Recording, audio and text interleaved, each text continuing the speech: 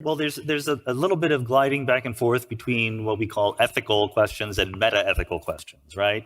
Ethical questions on how we actually, what is right and wrong, what should we do, what is moral, and the meta-ethical questions on how do we set up a system for deciding what is ethical and so forth. So you seem to say that there is a principle that we should avoid maximal suffering for conscious creatures. So do we agree that you are not deriving that principle from what is? That's an extra little bit of axiom? Well, no, I would say that like every other scientific discipline, a science of value in this sense does have to pull itself up by its bootstraps.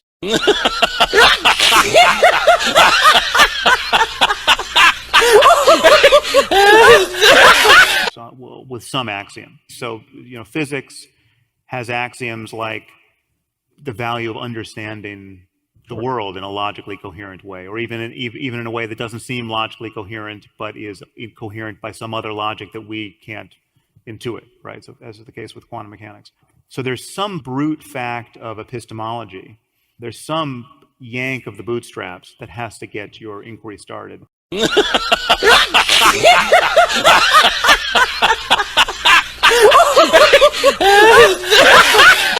And I actually can find nothing more fundamental from my point of view than the fact of consciousness, the fact that something seems to be happening. I mean, this is compatible with us being confused about everything else, right? This could be a simulation, we're in the Matrix, we're a brain in a vat, this is a dream, I'm the only one who exists. All of that's possible. I could be radically confused, mistaken about everything, and yet the one thing I can't be confused about, the one thing that can't be an illusion, is that something seems to be happening, and that's what I'm calling consciousness. And then the only other axiom to add is that there is a difference between the worst possible state of consciousness and the best, insofar as those can be discovered. If anything matters, that difference matters. That's where ethics come in. And so the reason why the meta-ethics, the only relevant meta-ethics here, and the meta-ethics is, the meta-ethical doubt you could introduce here is, and people do this, but I can't believe they mean what they think they mean. They'll say things like, well, who's to say that the worst possible misery for everyone is bad? Right? Like, so where can you stand so as to form that doubt? Like, again, I'll just take you to a hot stove and let's have this conversation, right? Like, there's something more fundamental than the intuition you think you have that can motivate that doubt, right? So, of course, science requires assumptions to get off the ground. The basic intelligibility of the world, some rough correspondence of our sensory data with things that happen, and so forth. Morality or ethics also require assumptions to get off the ground. The point is that the assumptions you need to get morality off the ground are not a subset of the ones you need to get science off the ground. You're introducing a new assumption, that we should avoid the maximum pain for conscious creatures. So how is that an assumption that is any less fundamental? I didn't say it was. Okay. It's just not science. But it's not science to say we should understand the world either. That's an ought that you smuggle in order to motivate science. But it's not medicine to say that you should cure disease. It's just once you agree that you should cure disease, you can have a science of medicine. Right. But the things we learn by doing science, let's put it this way. Think about possible worlds, right? The philosopher David Lewis liked to talk in these terms. Imagine all the different ways the world could be. One way to think about what science does is to say, there's all these different ways the world could be. Let's go look at it and figure which one it is. So the universe could be expanding. It could be contracting. We don't know. We need to go look at it. That's how we learn what is, by making these observations. Your principle that we should avoid the maximum suffering for conscious creatures is not learned that way. Well, so I think we're getting hung up on the charged nature of this word should. Let's just say there is no should, and yet there are all of these experiences on offer. And you, from the core of your being as a conscious being, will prefer some states over others. That is a fact. That is a fact about you. Yes. That is part of the is. Yeah. Yeah. And science can understand that ultimately. Yes. Right. And what we have, therefore, is this navigation problem. You care whether you burn in fire for eternity. I do. And it's in the nature. And if there is a state where that happens, science subsumes that fact. Right. Right. And if there's a way to avoid that, some completed science subsumes that fact. Yes. And so in my view, these claims about what's possible for conscious minds captures everything we could conceivably care about. But you, for some reason, which I'm a little confused about, should to this picture. The navigation problem still exists. No, I don't. It is a should claim. There are things that will happen in the world. There are different ways that things could happen, and they would be associated with different levels of suffering. And that's it. And we stop, right? If all we're doing is science, we're describing what happens in the world or what could happen, and we stop. But to do anything about morality is necessarily a set of statements about what we ought to do, what should happen, what is right and wrong. Well, no, and all you need to do is admit one more axiom that we should avoid the greatest suffering, and we can't derive it from what is, and then we can stop talking about meta-ethics and talk about ethics. First of all, you're not. I don't think you're acknowledging all of the mad work done by people who think that you can't actually make universal claims, realistic claims about right and wrong, good and evil. So it's like I didn't agree with your axiom. I just want you to admit that it's an axiom.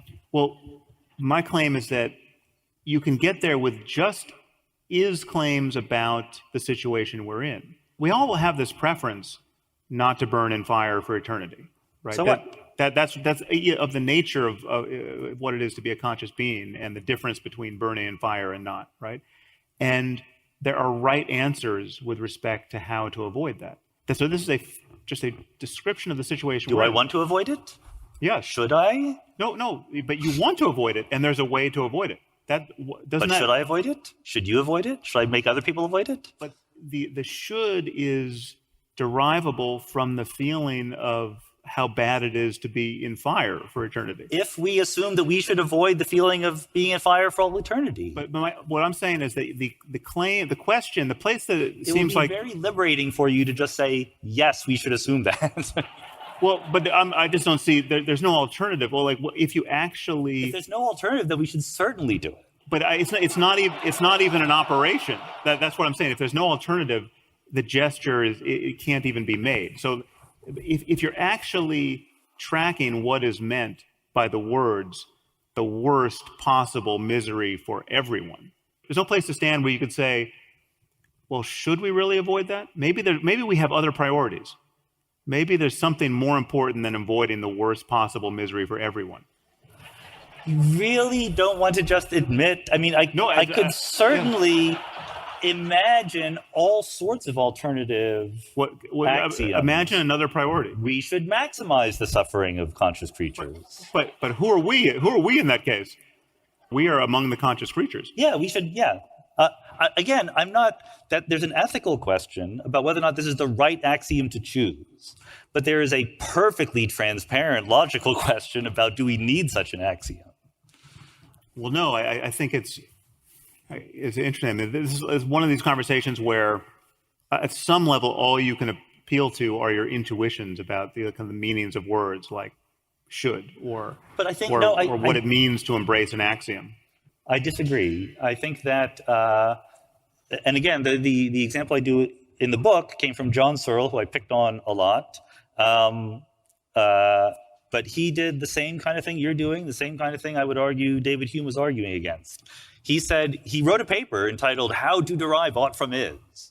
And he started with something like, I say a certain sentence, a clear is statement. And then he just sort of translated that sentence very gradually. And at the end, he said, I ought to act this way. I agree that Searle's maneuver there smuggled in. But he was playing by Hume's rules, right? I think there's something more fundamental than the rules Hume set up. That's what I'm trying to get at. For whatever reason you are reluctant to admit that you are assuming that we should not maximize the suffering of conscious creatures, then all you can do is say, here are some things that could happen, and here is the suffering that would be attached to them. But to say that is to pretend to stand somewhere outside that system where there's nothing else that could conceivably matter more than the thing you're describing, right? So like the mattering comes in. The mattering is not a layer you apply to it after the fact. You certainly don't want to take the epistemological stance that what should and should not happen is really just achievable by definition. I think there is substance to choosing between different standpoints from which to get morality. And I think that this is the reason why this conversation is sort of, I mean, it's an important conversation to have. I'm all in favor of having it, but it's frustrating because it's 5% of the conversation we should have. Because if we could admit that one makes an assumption to get morality off the ground, just like one makes science assumptions. I've always admitted that, in the sense that is every scientific enterprise, every foundational enterprise does have this brute fact, pull yourself by the bootstraps maneuver. And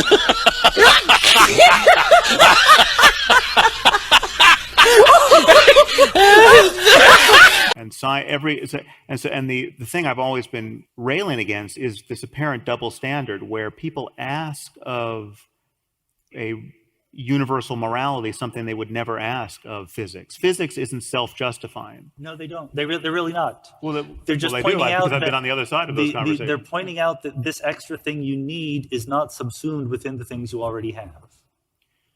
This extra axiom to get morality off the ground is not one of the axioms we need to get science off the ground. Admit it, it's okay. It's not. You'll be happier. You should do it. Yes, good point. Minimize the suffering of these.